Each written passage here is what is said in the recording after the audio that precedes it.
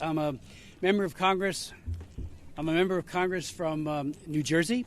I'm serving 46 years in the U.S. House of Representatives.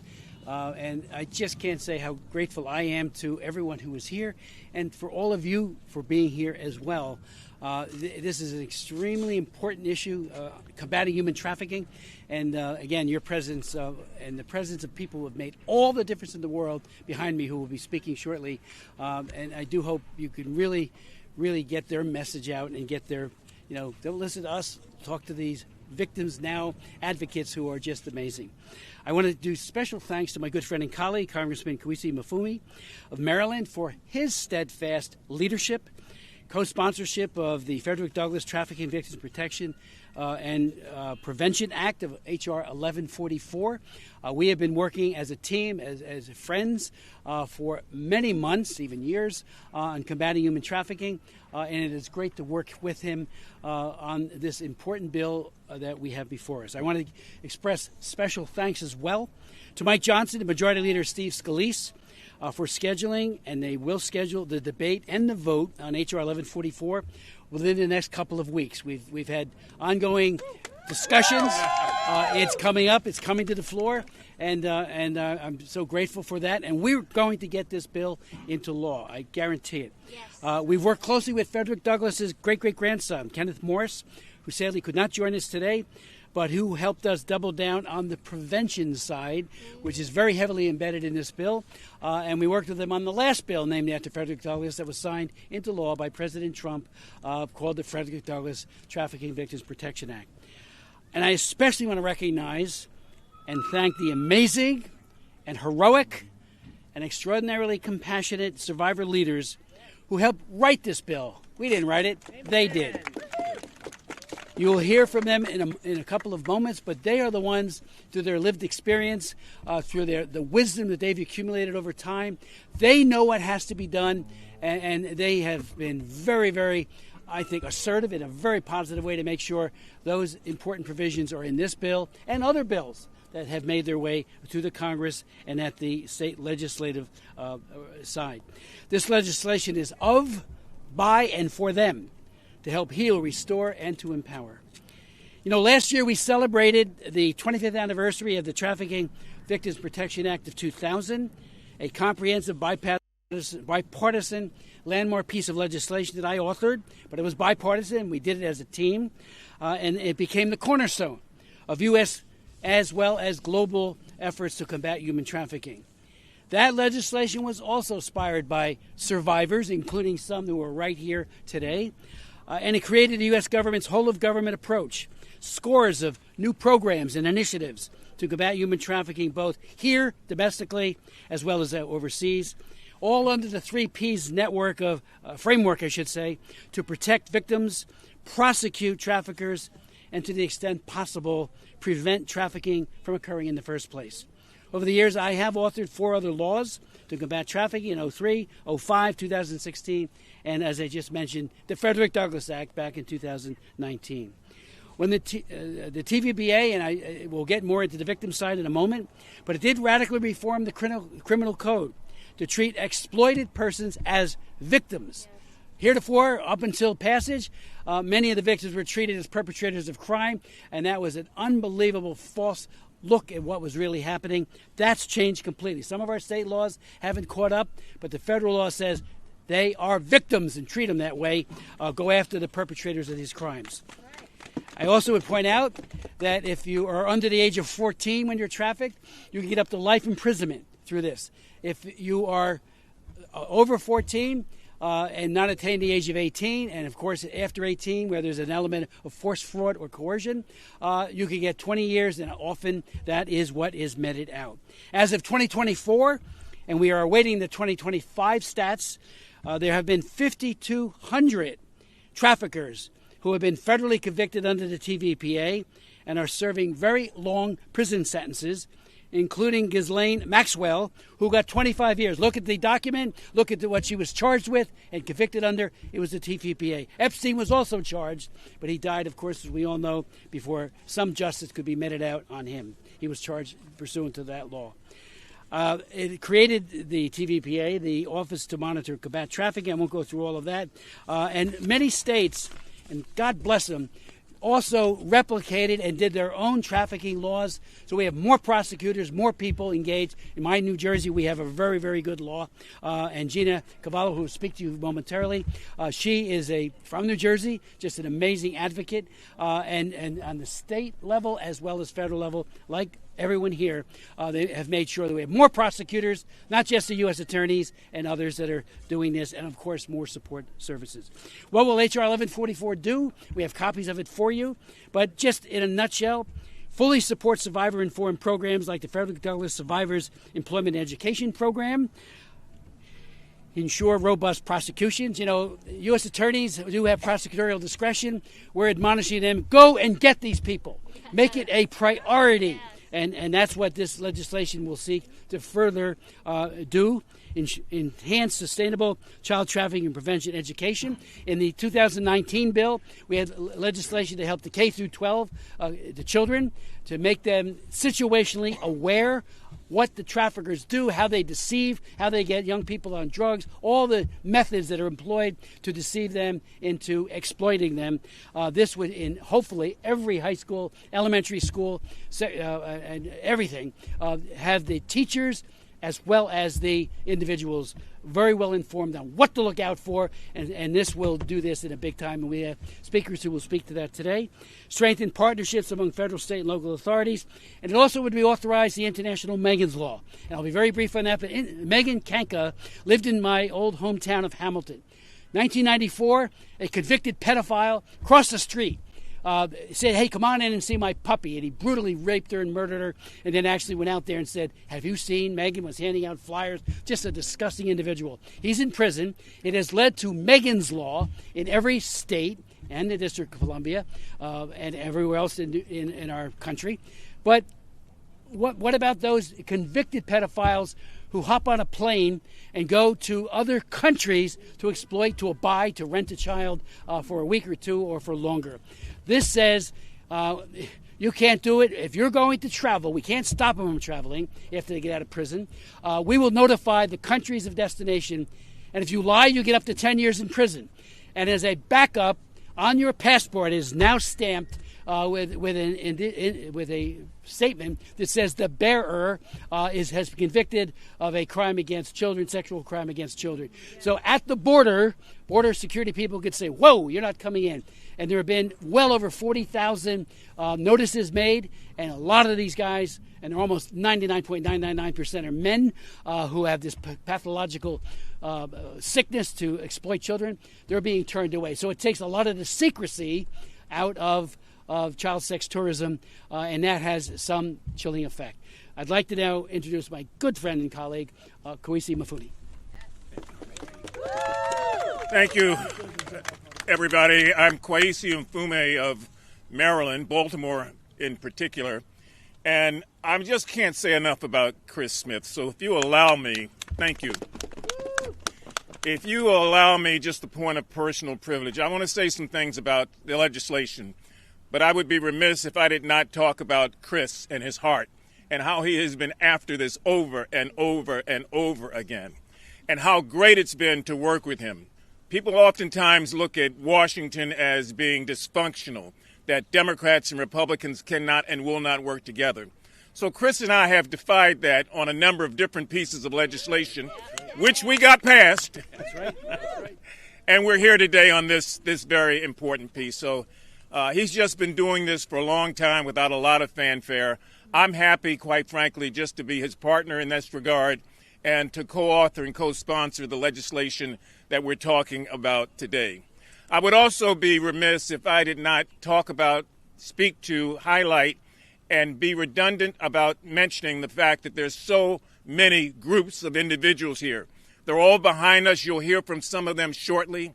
They are doing God's work. They do this day in and day out. Many of them could be doing other things, but they've sort of pledged and dedicated their hearts and their lives to trying to help people become, not to become victims, and to help people to understand some of the early warning signs. Please applaud all of them. You won't hear from everyone, but I want you to know they're all here for the same cause. Now, Two quick things. Why the Frederick Douglass Act? Frederick Douglass, as most of us know, was a slave. He got out of slavery. He taught himself how to read and write. He learned 7 languages. But one thing that he never forgot, and that was what happened to him and how cruel and evil it was to be moved around with other persons simply because of their race. Frederick Douglass worked in Maryland for a long time, lived there not far from my district, and had one thing that he never let go of. He always thought that it was so immoral for people to be trafficked, whether they were slaves, whether they were women, whether they were children, that this notion of bondage was working against the American principle, and he spent so much of the rest of his life fighting for that. As you heard, his great-great-great-grandson wanted to be here today, is not, but has worked on this legislation and worked in the communities around America to support Chris in this effort and to support me. So I just want to make sure that we understand that it is not an accident that this is named the Frederick Douglass Bill, because we stand for the principles that he stood for. All trafficking is wrong. All bondage is wrong. And the last thing that I just want to simply mention, if I might, because Chris did such a great job on talking about the aspects of this bill that are important both nationally and internationally, is to talk about in many, many ways the heart and the soul of what this is all about. This is about nameless, faceless individuals who are not here today, who may never see this press conference, who are just a step away from being snatched or tricked or lured into some sort of evil situation. What you do and why this is so important is because this bill also finds a way to reach down, as Chris said, into schools, elementary schools, middle schools, high schools, to start teaching particularly young girls and women what to look out for, what are the signs, what to do, what not to do. We can't say enough for local law enforcement, who in many respects has been on top of this, but we need more people to talk to more people and to reach more potential victims out there. And so it's a deep, deep honor and pleasure to be here with you, to fight for this. As Chris announced, we're actually going to get a vote on this next week. And we hope to be victorious. Thank you so much.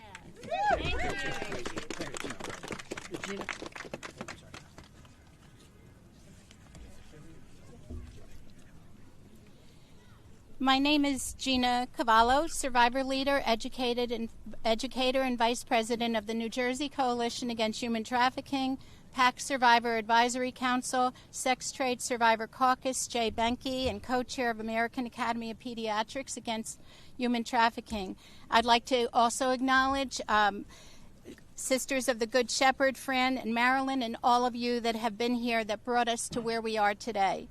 Today, I do not stand before you as a politician or a policy expert. I stand before you as a human being, one who has lived the cost of inaction, injustice, and systems that fail to protect the vulnerable. I was once labeled a criminal instead of recognized as a victim of human trafficking. I was once left to rebuild a life with no roadmap, few resources, and wounds that no one could see. And even after I escaped the trafficking, the punishment did not end. I carried the weight of stigma, trauma, barriers, long after the abuse stopped. This is the reality for far too many survivors in our country. No child ever dreams of being exploited, of being raped, sold, or used as commodity. Yet this is happening to children across the nation every single day. It happened to me. This is why I stand here today speaking directly to leaders on both sides of the aisle. We need you to come together and support H.R. 1144, the Frederick Douglass Trafficking Victims Prevention Protection Reauthorization Act, for prevention so no other child is forced to endure this crime, for prosecution so traffickers and exploiters are held fully accountable, for protection so survivors are not left to carry a lifetime of trauma alone. The systems meant to protect, many of us failed, but today we have a chance to rebuild them. Every delay matters. Every lapse in service matters. Every lost program matters, because every gap in protection creates an opening for exploitation. This is just not another bill. It is a promise. This is not a partisan issue. It is a moral one. Human trafficking preys on the vulnerable, the unseen, and the unheard. And as long as even one person is exploited, none of us can truly call ourselves free. I want to acknowledge Congressman Chris Smith, tireless, relentless leader who, as Congressman McFumey said, does not look for the spotlight. He is the most humble human being that is doing this work of politics, and his heart is so true. And he has led us in this fight for decades after decades. I'd like to also acknowledge Congressman McFumey for your tireless leadership and bipartisan partnership. I also want to thank both Mary McDermott Noonan and Mary Vigil for their support and tireless efforts. Tegan, Kevin Malone, Speaker Johnson, Majority Leader Scalise, and our President Trump, because I believe that their hearts are to want to make some action now and movement to stop this from happening to another human being. Their example reminds us that protecting the vulnerable must always arise above politics. And as we honor the legacy of Frederick Douglass, let us remember that this freedom is not only escaping captivity, this freedom is being believed. Freedom is being protected. Freedom is having humanity restored. So today, I ask you to choose action over apathy, compassion over politics, justice over silence. We are here today. I am here today because I have been called for such a time as this. All of us have. And it's not what we say, but the action that is behind our words. One of the most important people that I have not mentioned, that's so important to my heart, close to my heart, and in all the work that I do, he has called me to a place today, and that is God. And I am here not only speaking from my lived experience, but for those who are no longer with us, for our brothers and sisters who have been victimized of this crime against humanity, that have no voice, that are no longer with us. Let us be the generation that ended the silence, closed the gaps, and proved that never again was not just words. We are asking, without further delay, the House to vote, hotline in the Senate, and our President to sign. Thank you so much. I would like at this time to introduce Marcel Vanderwatt, President and CEO of National Center on Sexual Exploitation, NCOSE. Thank you.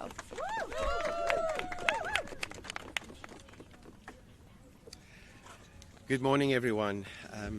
Thank you, Gina, just for sharing your faith and just continuing to showing up every day. I really appreciate that. My name is Marcel Vanderwatt, and I'm the President and CEO of the National Center on Sexual Exploitation. So for the past 60 years, the National Center on Sexual Exploitation has worked to untangle the web of sexual exploitation. And human trafficking is fundamentally woven into every dimension of these issues. Congressman Chris Smith, as a former law enforcement officer in South Africa, I've just drawn so much inspiration and encouragement just from your work and your life. As far back as 2004, when frontline law enforcement officers, not just in South Africa, but in countless other countries in the world, started studying the annual U.S. Trafficking Persons Report as a principal diplomatic tool to move the needle on human trafficking. So many of us have heard about your life and work, Congressman Smith, so thank you for that. As a former organized crime and human trafficking investigator who has worked in this space for at least 25 years, I have not only personally infiltrated these criminal networks, but can say with confidence that survivors have experienced what most people only theorize about. Survivors truly understand the internal mechanisms of human trafficking as a complex system. And they, survivors, are the ones who continue to pave and repave the way between theory and practice. And HR 1144, why we are all here today, is the result of real-world experiences translated into real-world solutions. While Congressman Chris Smith's Trafficking Victims Protection Act has led to the convictions of over 5,000 human traffickers and the freedom of tens of thousands of victims and survivors of traffickers since its enactment 25 years ago, it's so important to underscore that there is an ever-present dark number of human beings falling prey to consumer-level demand. These are people who purchase sexual access to women and children, overwhelmingly men, the same people that creates the market forces for traffickers and pimps to exist, part of the ecosystem, and therefore just survivors informing this understanding of what this looks like as a complex system and what it needs to look like in order to be freedom from the clutches of traffickers. And this is why the Frederick Douglass Trafficking Victims Prevention and Protection Reauthorization Act of 2025 matters.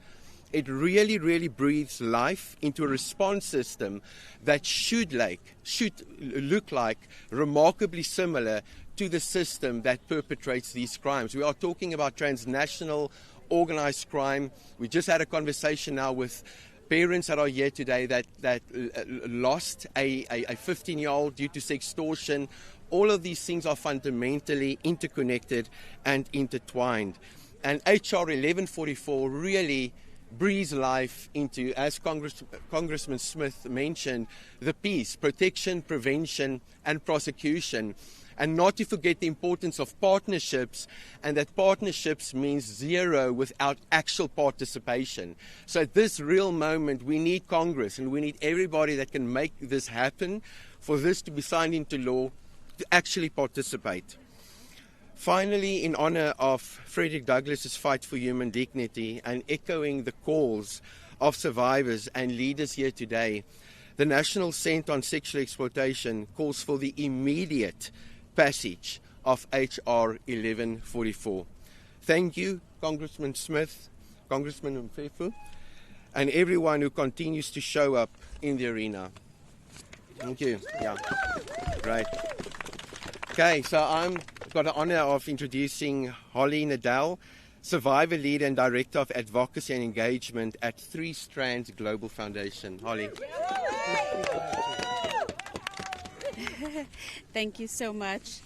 Good afternoon, and thank you to Representative Smith and Mifumi for your leadership and to everyone here working to strengthen the fight against human trafficking. My name is Holly Nadel. I'm the Director of Advocacy and Engagement at Three Strands Global Foundation, and I'm also a survivor of human trafficking. I also want to acknowledge our amazing, fearless leader here, Ashley Bryant, our CEO, that always stands with survivors. Allies in this space are critically important, and she has been by my side every step of this way, so I just wanted to acknowledge her today. When we focus on prevention and prosecution and liberation, what is often missing in this conversation is about what happens when systems fail to recognize victims and the consequences of that failure. In my own experience, I was not identified as a victim. I was treated as a criminal. Like many survivors, I was arrested, detained, and punished for actions that were a direct result of my exploitation. Instead of protection, I was processed through systems that deepened the harm. This is why the non-punishment principle under the TVPA is so critical. Survivors should not be penalized for crimes they were compelled to commit as part of their exploitation. This still happens every day across the United States, especially in complex cases involving financial exploitation, fraud, or hidden coercion. Non-punishment is the foundation of victim protection. It ensures accountability is placed where it belongs. Well, I was fortunate to be granted a full and unconditional presidential pardon by President Trump in the very same week that President Trump also thankfully signed the Trafficking Survivors Relief Act into law, which provides vacatur and expungement for survivors like myself. The truth is, though, is that relief should have never been necessary. Survivors should not be criminalized in the first place. And that is why H.R. 1144 is so important. It strengthens the framework that we rely on, but implementation is everything. To truly deliver on protection, we need essential safeguards, consistent victim identification across all systems, legal protections that are accessible in practice, not just on paper, survivor-informed policies that reflect the full complexity of trafficking today. At Three Strands Global Foundation, we see every day how criminal records for forced action significantly hinder survivors' efforts to rebuild their lives. If we are serious about ending human trafficking, we must fulfill our responsibility to ensure survivors are not criminalized by the very systems meant to protect them. I stand here today not only as a survivor, but as someone who has seen both the failures and the potential of our systems. Through legislation like H.R. 1144, we have the opportunity to move closer to a truly survivor-centered response, one that prioritizes protection over punishment and justice over convenience. Thank you. And with that, is my absolute pleasure to introduce Kevin Malone, Senior Advisor at the U.S. Department of Health and Human Services and co-founder of the U.S. Institute Against Human Trafficking.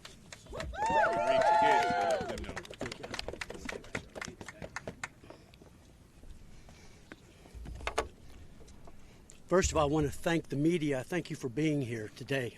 I'm serious, and it's a heartfelt thanks because you are part of the solution. You can help us make this issue, this evil, known throughout the country. So thank you, media, for being here. Please continue to follow this and to do something about it like you're doing today. I'm honored to be here standing with Chris Smith, Congressman, as he fights for human trafficking, in particular assisting him in his efforts to help human trafficking survivors. Congressman Smith, as most of you know, was elected in 1981 to Congress. He's been a warrior fighting against trafficking for 45 years. I mean, he is amazing. And he's, as someone else said, he's very humble. He doesn't like, but he needs to be recognized for the warrior that he is. He authored the life-changing landmark legislation in 2000 known as the Trafficking Victims Protection Act, the TVPA. Congressman Smith is a champion for human rights. He is a man of convictions, and he stands for what is best for our country. And at times he differs with his own political party, but he'll stand up and speak out for what is right. In 2014, he passed Megan's Law. He helped pass it, and then Chris helped the reauthorization of TPA in 2021. And we're here today to encourage the U.S. Congress to prioritize the bill, H.R. 1144, the Frederick Douglass Trafficking Victims Prevention and Protection Reauthorization Act. Make it a priority to vote on this bill on the House floor. As was mentioned, I work at HHS. I'm the Senior Advisor on Human Trafficking. I was in Major League Baseball for 17 years. I retired from the Los Angeles Dodgers about 20 years ago, and God called me into this fight, to fight for kids that are being trafficked, sex and labor trafficked, as well as those kids now that are being abused through technology-facilitated abuses. We have a real problem in America with kids being targeted by predators, and I'll talk about that in a minute. At the U.S. Department of Health and Human Services, we see human trafficking as a domestic public health and human services issue affecting communities across this country, urban, suburban, rural, and tribal. And often it's hidden in plain sight. If you knew that most schools that implement human trafficking prevention education or identifying active trafficking situations among students and sometimes even amongst families connected to those schools. Would you want more schools to have access to these programs? Because this is what we are seeing. Prevention education is not theoretical. It is leading to real identification and early intervention. If you knew that much of the trafficking happening in the United States is domestic, let's not forget that. We always hear about the international trafficking. We've got a major problem in the United States with American kids being bought and sold for sex or to be labor trafficked. We need to fight for our kids here. We always forget about American kids. We have a problem. One stat, and don't quote me on this, but I use it sometimes. I've read it. American men are the number one consumers of buying sex, of raping kids in the world. We have a problem, men in America. Why in the world? How evil is it to pay to rape a child? And I'm not talking about just minors, just under 18. I'm talking about infants and toddlers.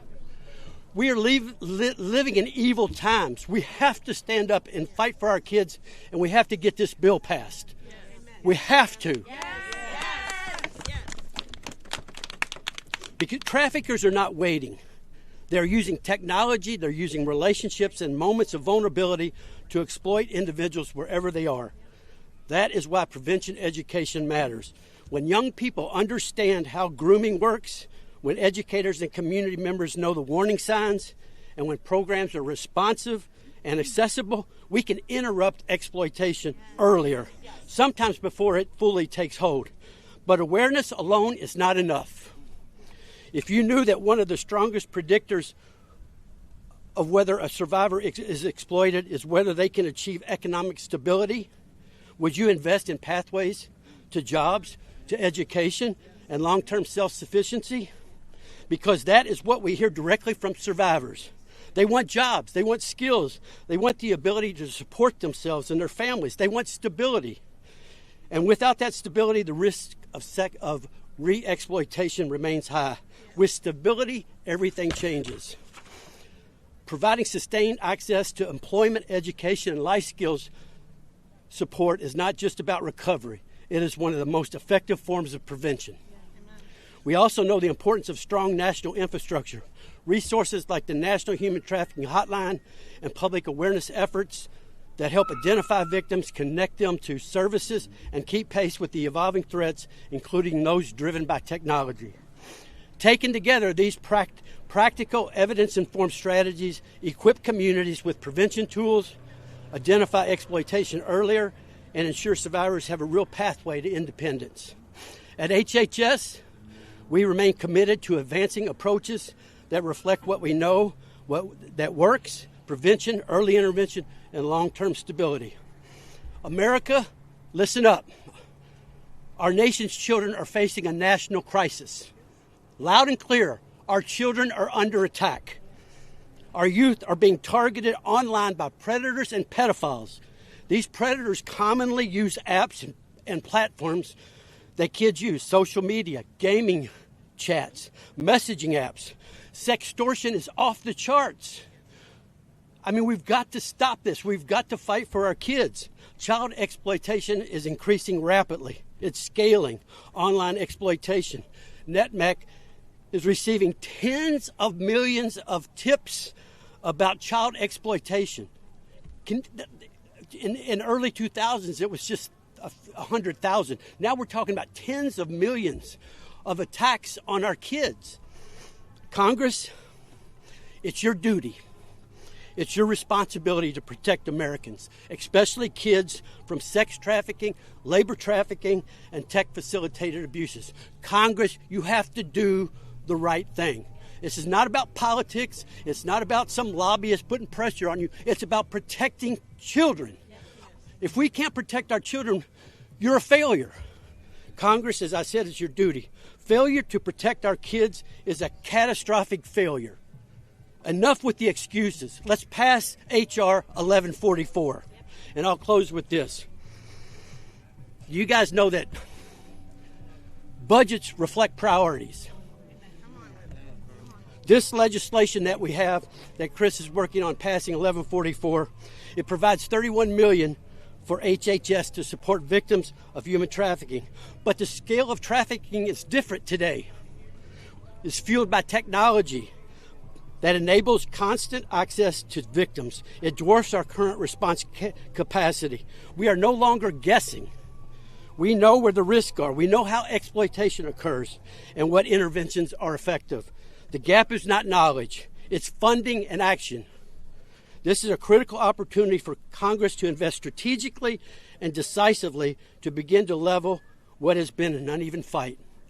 If you look at the budget of OTIP, that's the office that I work with over at ACF. They have one of the smallest budgets that Congress appropriates. $30 million to protect all American kids and adults.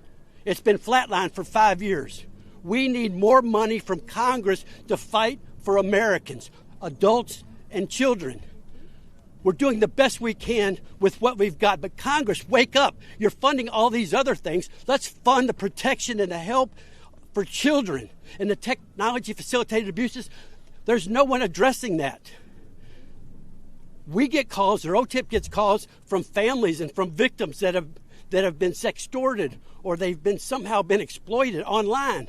They don't know where to go. We need the resources to provide services and help for these kids and their families.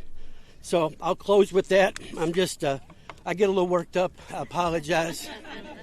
I used to do it in baseball and it was okay. I don't know. Chris, I don't know if it's okay anymore, but I really mean it seriously. Thank you, media, for being here. You're very, very important in this fight. So thank you for being here. Thank you so much. Thank you, Chris. Oh, it's my pleasure to introduce the next warrior that's been fighting trafficking for a while. Her name is Jan Edwards. She's the president and founder of Paving the Way Foundation, and she's a real fighter. And I'm glad to be a friend of hers and working with her. Thank you, Jan. Thank you, Kevin.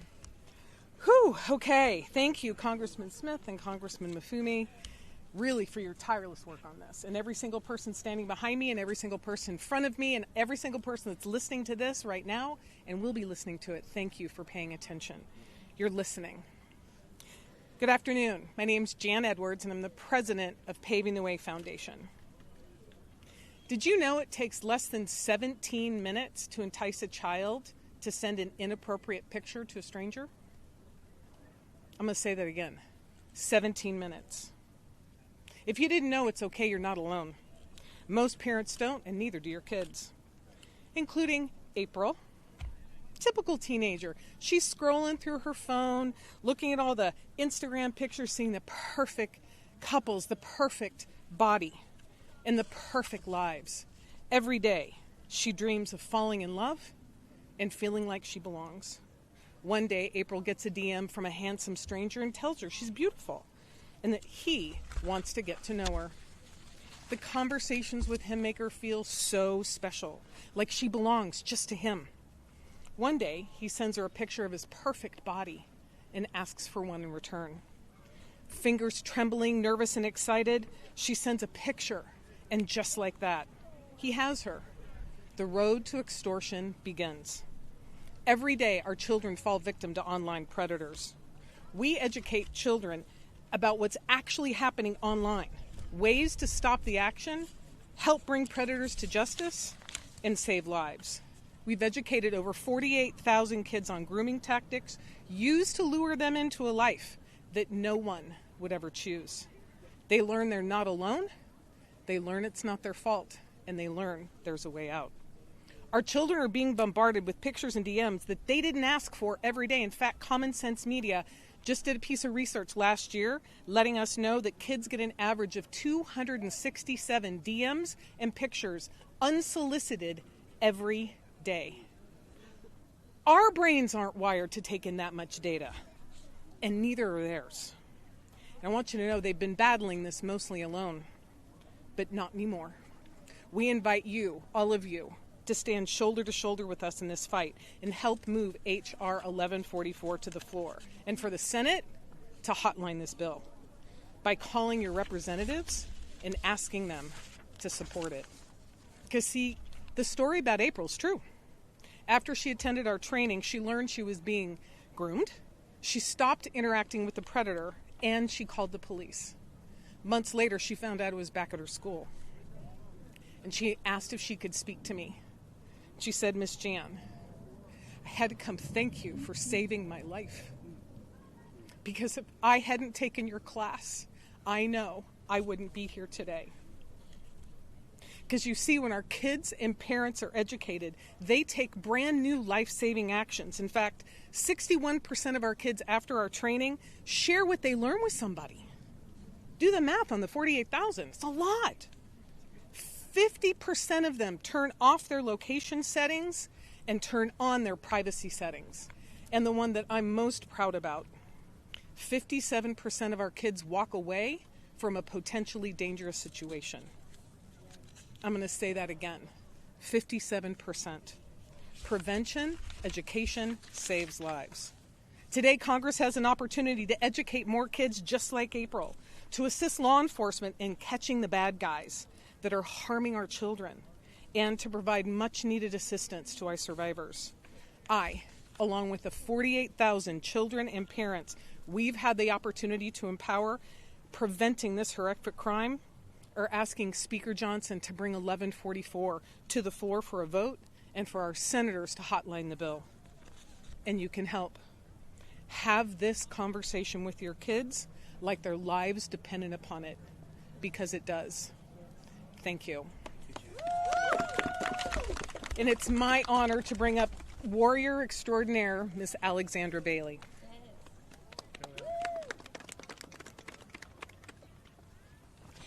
Good morning. Can everybody hear me at the back?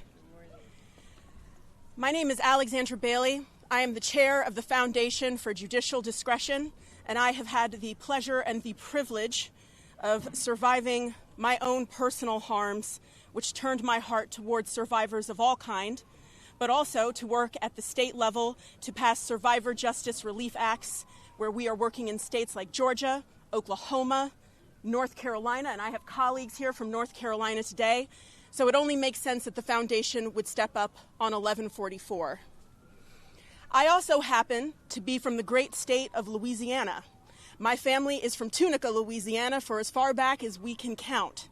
And the great state of Louisiana also has the privilege at this time of leading both the House and the Senate. And so today I call upon Speaker Johnson and Leader Scalise to remember our state motto: union, justice, confidence. When it comes to H.R. 1144 and combating human trafficking across this country, you can see that the union is with us. And we are fortunate to have Representative Smith leading us and Representative Maffume also leading us. The union agrees that we are not for the exploitation of human beings for sex or labor in this country or anywhere around the world, which is why the United States leads the fight against human trafficking, and we must maintain that mantle. Justice. Survivors deserve real justice. They deserve your help. I would argue they're entitled to it. I've traveled all across this country and visited prisons all across this country where I have met survivors who have spent their lives in a prison cell for surviving exploitation while the person who perpetrated that exploitation continues to walk free. In the state of Louisiana, I would remind my federal leaders, as of now, we've had 2,900 victims of human trafficking contact our service apparatus in the state of Louisiana alone. And we've had 2 prosecutions. Count them. 1, 2. That's coming from LDAA as of a hearing for the Survivor Justice Act for Louisiana as of last week.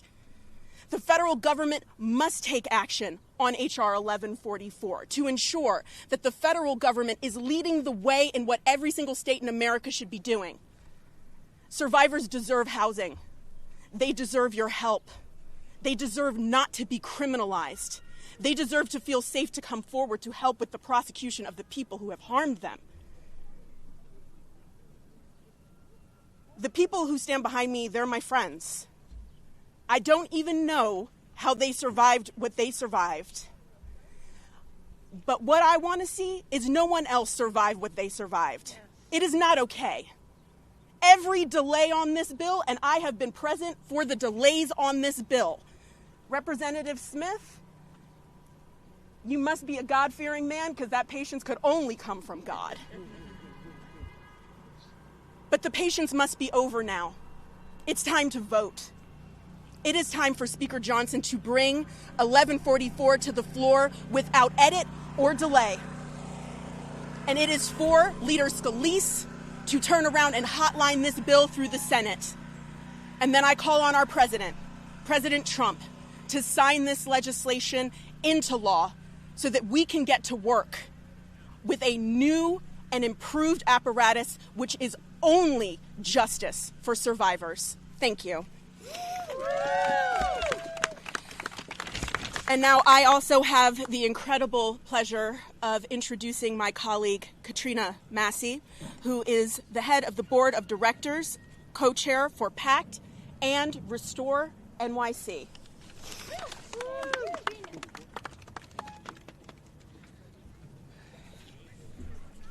Good afternoon, and thank you. Thank you, Representative Smith and Representative Mufami, for your support. I stand in strong support of the TVPA because it recognizes a truth that often goes unaddressed. Public safety is not just about responding to a crime. It is about preventing harm before it happens and ensuring that survivors have the support that they need to rebuild their lives. Trafficking doesn't occur in isolation. They thrive in environments where vulnerability goes unprotected, where poverty, instability, lack of education, and systematic gaps leave individuals at risk. If we're serious about public safety, we must be serious about prevention. Prevention means investing in education. Prevention means awareness and early intervention. It means equipping schools, communities, and frontline workers with the tools to recognize those warning signs well before exploitation begins. It's creating pathways so that vulnerable individuals are supported, not overlooked, long before they become victims. But prevention alone is not enough. For those of us who have been harmed, we understand that victim assistance is not optional. It is essential. Survivors of trafficking and exploitation face complex challenges, from physical trauma to mental health needs, housing instability, and barriers to employment. Without comprehensive trauma-informed services, we risk leaving survivors in cycles of vulnerability where exploitation can happen again and again and again. When we invest in victim assistance, safe housing, counseling, legal support, job training, we are not only helping individuals heal, we're strengthening communities. We're reducing recidivism.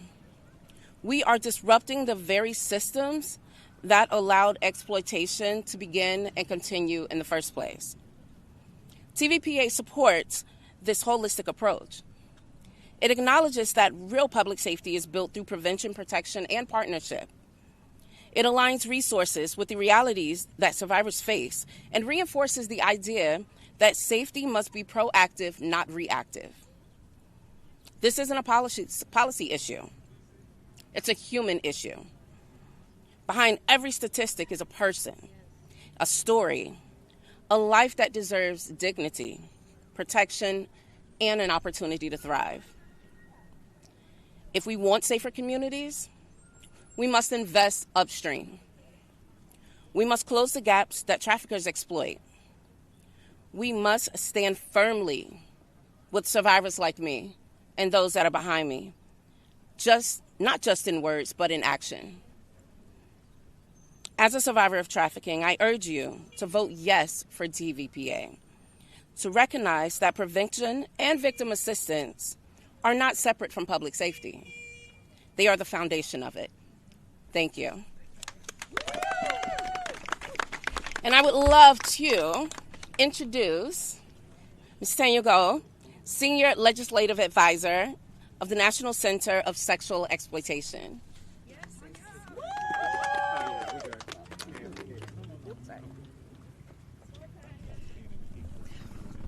Good afternoon. There are moments when policy is simply not enacted for the sake of having policy. Instead, it serves a deeper purpose, addressing fundamental issues that impact society in profound ways. It becomes good policy when it is designed to protect the most vulnerable among us, like myself. I am Tanya Gould, Senior Legislative Advisor to NACOSI, the National Center on Sexual Exploitation, and survivor of domestic sex trafficking. My exploitation began as I exited my senior year of high school. My trafficker groomed me for about 4 months before putting me in situations I had no control over. Using coercion, he caused me to hope and dream of things I'd never thought possible for myself, while, in fact, he was setting me up for a lifetime of suffering and now finally healing. And now we know that when we look at ongoing issues and topics such as trafficking, pornography, CSAM, sexual addiction, and compulsivity, objectification, sexting, and all other forms of sexual assault and violence, protecting our most vulnerable from exposure to this violence becomes the line between vulnerability and safety. That is exactly what we are looking to do with the Trafficking Victims Protection Reauthorization Act. It interrupts the conditions that allow exploitation to exist in the very first place. Let's look at where trafficking actually begins. Many of you may think it begins at the moment of transaction, but no. Think of the grooming. Grooming is a quiet architecture of exploitation. Like in my story, it builds trust and it lowers defenses. All it needs is any kind of vulnerability long before anyone sees a crime. What this bill gets right is that it prioritizes prevention, education around grooming. Because when we teach young people, educators, parents, and communities how to recognize grooming, we are stopping the potential of trafficking before it forms. If you remove the grooming pipeline, you remove the foundation exploitation depends on. Now let's talk about where this is happening today. The marketplace has gone digital. Exploitation is no longer confined to physical spaces. It is happening through private messaging, gaming platforms, social media, and systems that scale access to vulnerability. Meta engineers know that their platforms drives grooming behaviors. So by investing in technology-informed prevention and scalable training, the Act offers a proactive response in disrupting demand.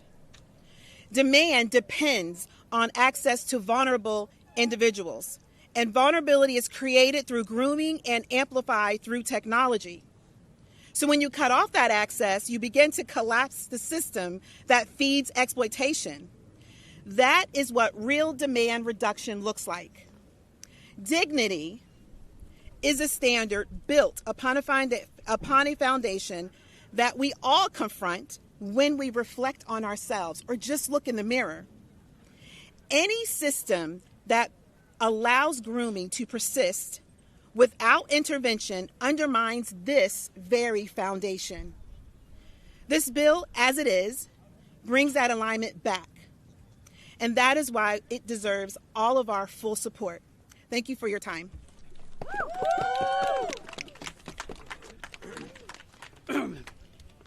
What an amazing group of people who are fighting as never before to stop this heinous crime, to prevent it, to prosecute the bad guys, and to partner with everyone that will partner, and that starts with governments. So any questions that you might have, please raise those questions. And I do appreciate all of you being here. Yes, it's been a little bit long, but by design. There's so much to say, so much to digest. I mean, one of the things that Koisi and I put into the bill and we worked with the Frederick Douglass Foundation on this, was a whole area for, and just about everybody here, for housing. $180 million over 5 years for housing. I spoke at a conference recently, I hear this all the time, that the woman who got re-trafficked had no place to go.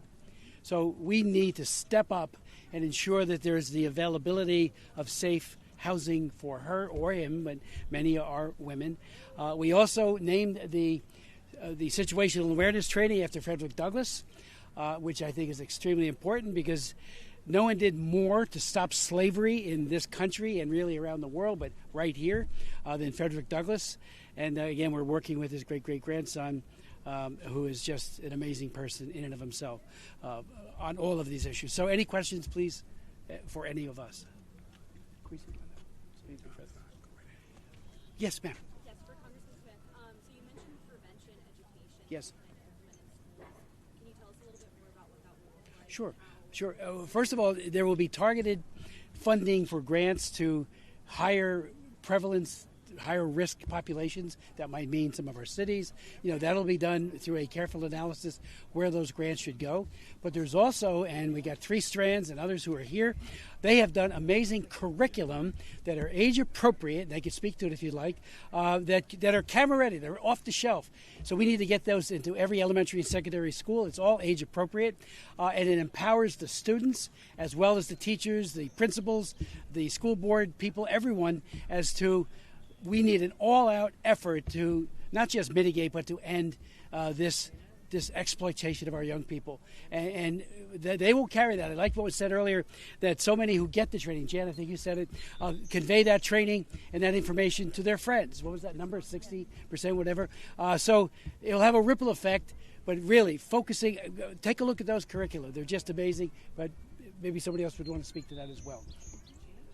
There she is. Okay. Hello, my name is Ashley Bryant, CEO and co-founder of 3 Strands Global Foundation. So to answer your question, what's really important is for us to be able to be age appropriate, as Congressman Smith said. And so our curriculum is called Protect. It is kindergarten through 12th grade, age appropriate.